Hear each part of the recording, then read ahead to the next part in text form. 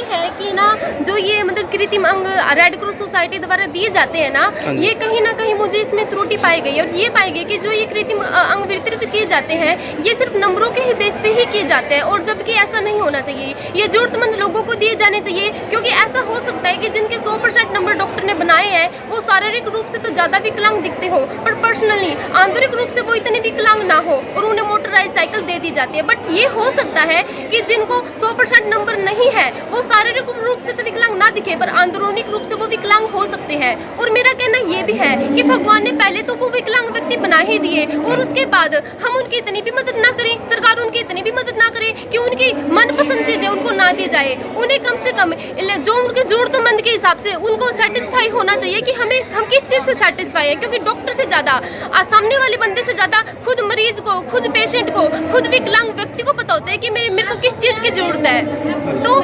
इसलिए इस समस्या का सोल्यूशन होना चाहिए। और उसके साथ ही मेरे को एक समस्या और देखने को मिली है, और ये समस्या देखने को मिली है कि जिनके 100% नंबर होते हैं उनका बस पास खुद का तो फ्री होता ही होता है, साथ में एक व्यक्ति और उसके साथ फ्री होता है, और लोग इसका गलत फायदा उठाते हैं। अगर उन्हें कहीं जाना हो तो विकलांग व्यक्ति को साथ लेके जाते हैं, क्योंकि उसके साथ दूसरा व्यक्ति भी फ्री होता है। इसका गलत यूज होता है, जबकि होना ये चाहिए चाहे विकलांग व्यक्ति के 60% ही क्यों ना हो उसका बस पास फ्री होना चाहिए। कम से कम जो व्यक्ति विकलांग है वो तो कम से कम फ्री यात्रा कर सके, क्योंकि भगवान ने पहले ही उसे विकलांग बना दिया। कम से कम भगवान ने पहले ही बना दिया, कम से कम उनकी मदद तो कर सके, सरकार उनकी मदद तो करे। कम से कम बस पास या जो ट्रैवलिंग सुविधाएं होती है उनके पास कम से कम पूरी तो पहुंचे, फ्री तो पहुंचे, क्योंकि जो विकलांग व्यक्ति होते हैं वो थोड़ा बहुत कमा पाते हैं दिन में, और वो ही जो कमाया हुआ होता है उनका दिहाड़ी में ऐसे ट्रैवलिंग में यात्रा में चला जाता है। तो इसकी तरफ भी ध्यान देने की जरूरत है।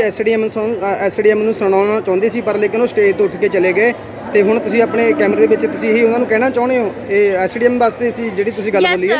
यस सर, ये जो मैंने मतलब यहाँ बोली थी क्योंकि एसडीएम सर यहाँ आए थे तो मैं चाहती थी कि एसडीएम सर मेरी बातें सुने, पर जब मैंने स्टेज पर आके बातें बोलनी स्टार्ट की तो एसडीएम सर वहाँ से उठ के चले गई, और ये बात मेरे को अंदर तक बहुत ज्यादा बुरी लगी। ਅੰਦਰ ਸਮਝ ਵੀ ਨਹੀਂ ਸੀ ਆ ਰਹੀ, ਉਹ ਤੁਹਾਡੀ ਉਦਾਂ ਹੀ ਚਲੇ ਗਏ, ਉਹਨਾਂ ਨੂੰ ਪਤਾ ਨਹੀਂ ਸੀ। ਅਗਰ ਜੇ ਉਹਨਾਂ ਨੂੰ ਪਤਾ ਹੁੰਦਾ ਵੀ ਤੁਸੀਂ ਕੋਈ ਗੱਲ ਕਹਿਣਾ ਚਾਹੁੰਦੇ ਹੋ ਤਾਂ ਬਿਲਕੁਲ ਉਹਨਾਂ ਨੇ ਤੁਹਾਡੀ ਗੱਲ ਸੁਣਨੀ ਸੀ, ਪਰ ਉਹਨਾਂ ਨੂੰ ਪਤਾ नहीं ਸੀ। अंदर समझ बहुत घट आ रही है। यस सर, शायद हो सकता है कि उनको मेरी बातें समझ ना आई हो और वो उठ के चले गए हो, ये कारण भी हो सकता है। रौला बहुत ज्यादा यस सर, ये हो सकता है।